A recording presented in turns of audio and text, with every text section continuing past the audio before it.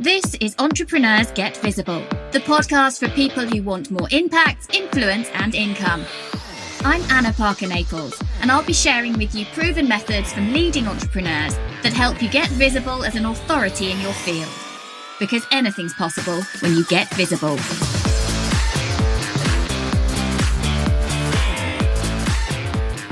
This episode is perhaps a little different to some of my other content because I'm going to talk you through what to do when you can't or don't want to get visible.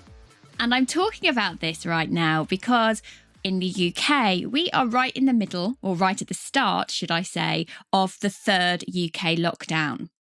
And we don't know how long this is really going to go on. Is it really going to end in February? Is this going to leach over into the rest of 2021 and beyond? We don't know. But what's come up for me is that whilst we've had various stresses at home with the children, either mentally, physically, emotionally, needing for me to be in two different places at once because of the requirements on me to homeschool and the emotional pressures going on at home, there have been moments where the last thing I want to do is go live on my page or in my Facebook group. And I want to talk you through, well, first of all, to acknowledge that that's normal. We do have ups and downs, no matter how much you want to be consistent. Some days you just don't feel like it. And I want to reassure you that whilst I'm a big believer that consistency is important, that actually looking after your mental health and your mental sanity is also important. But I think it's a question of acknowledging why you aren't or believe you can't go live and get visible in that way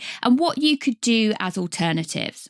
So first of all, let's get really honest about why you're making the decision not to do live video content. Why aren't you putting yourself out in that way, even though you know that is a great way to build your brand?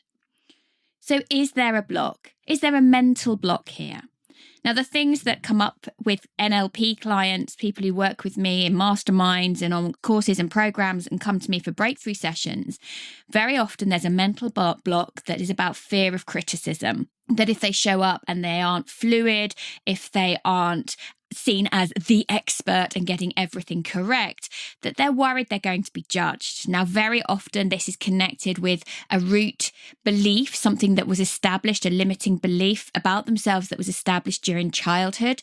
Very often, actually, fear of being ridiculed by a teacher or a parent who was overly critical when you were a child. And those blocks then transform into reasons why you can't now go live. Now, these things sit deep, so we're not always present as to the fact that that's going on. But it doesn't take a lot of uncovering in conversation with someone to really get to the hub and the root cause of that problem. Is it that you're worried that if you show up and you do a Facebook Live or a LinkedIn Live, that you're not actually the expert, particularly when things at home are going a little bit awry, and therefore those thoughts of imposter syndrome start running through your head, that you're not good enough, that everyone's going to know you don't know what you're talking about, that you're not as polished as you would like to be, that you're not perfect.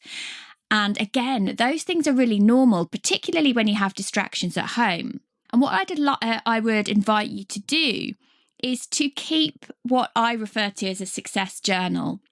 So that whenever those thoughts arise where you think you're not good enough or you don't have the right to speak on this topic or that you're going to be judged negatively, this journal is actually just all the positive feedback that you have had from other people, from family members, from clients, from people who watch or consume your content, from friends who are your cheerleaders, and it doesn't contain any of the negative stuff. This is your way of kind of self-validating when you are in the doldrums, which happens. It does happen that we can go from being super confident one day to really being knocked off our pedal, knocked off our stool or whatever you want to say the next day. And that for women, that can happen hormonally too. And it can also happen when there's stress in your environment. And I don't know about you guys, but my home life right now is a little bit topsy-turvy. But if you keep that success journal, you're going to have somewhere to go back to that is just the positives, the encouragement that you need to remember that you have as much right to talk about your topic of influence as anybody else in your field. You're just going to put your own personal spin on it.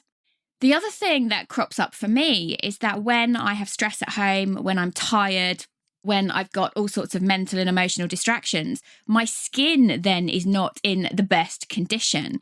And I know for me, and in fact, many of my friends who are female entrepreneurs, they say that this is one of the biggest blocks for them, is that when their skin goes, they just don't feel confident.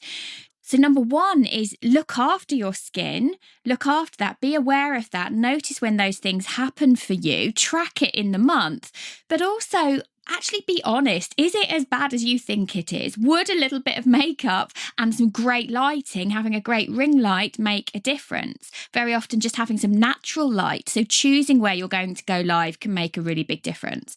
But if that is one of the things that blocks you from going live, be honest about that and then think, okay, so if it's my skin that's causing me to pull back from owning my space in my business, well, which one of those things actually matters more to me? Do I want the business? Do I want the income? Do I want the credibility? Or am I prepared to hide because of this very normal thing that I'm struggling with?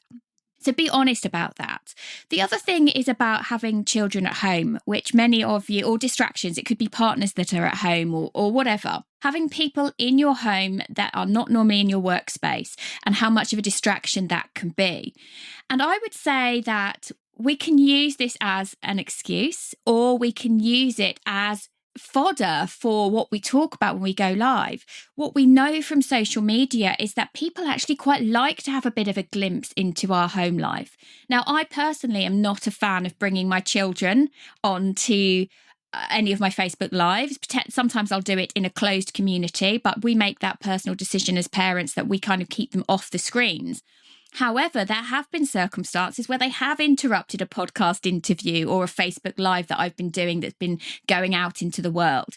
And instead of panicking and feeling that that makes you look unprofessional, actually just embrace that this is the reality of you running your business.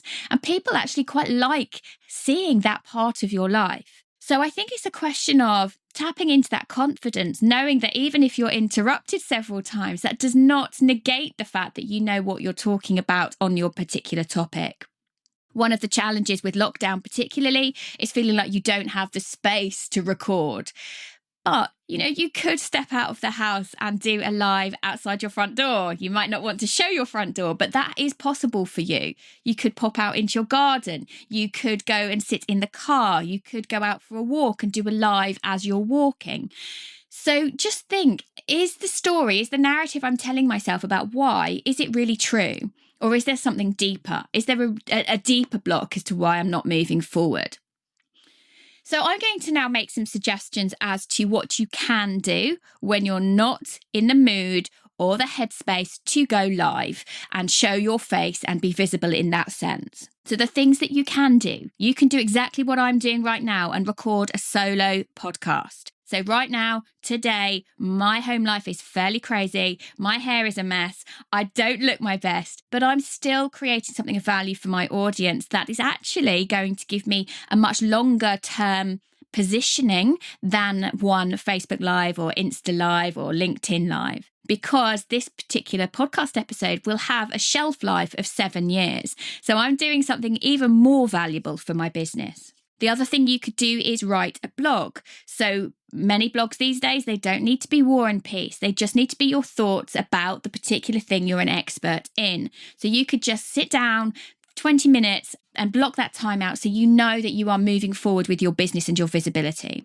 You can go into Facebook groups and connect with people on LinkedIn to share value, to help other people with problems that are connected with what you teach, with what you coach people in. So you can give value in that way. Now, many of us are spending way too much time on our phones and actually you just end up scrolling. Well, if you make that time intentional and make it a habit that every time you pick up your phone, you are going to give value to 3 different people in 2 different groups or whatever combination you choose to use, then you are going to be using that time productively to get visible. But if you're going to use a technique like that, you do need to make sure that your profile, when someone clicks on your profile, it is 100% clear on your personal profile what it is you do and who you help. So make sure you've got all of that background work done. The other thing you can do is go to the hottest new kid on the block, the new app Clubhouse, and you can either host your own room or you can put yourself forward to speak in somebody else's room, because then you are able to do whatever chaos is in the background in your home, but you are able then to position yourself in front of the right people, in front of useful and valuable people. So think about how you can do that. If you really are in a place where you are lacking creativity, then if you build a back catalogue of posts that you could repurpose at any time, then you can actually just take something and put it into Hootsuite or Buffer. One of the apps actually that we use is SmarterQueue, and we have a whole rostrum of back catalogue of material, podcast interviews, audiograms, posts that I've written that were initially I wrote very much on the fly on my personal profile that we then repurpose for business and put out onto my page. So could you take something, just make sure you've got something in that queue on SmarterQueue or Hootsuite or Buffer or whatever scheduling tool you use, so that to your audience, you've not gone anywhere. You've not gone anywhere.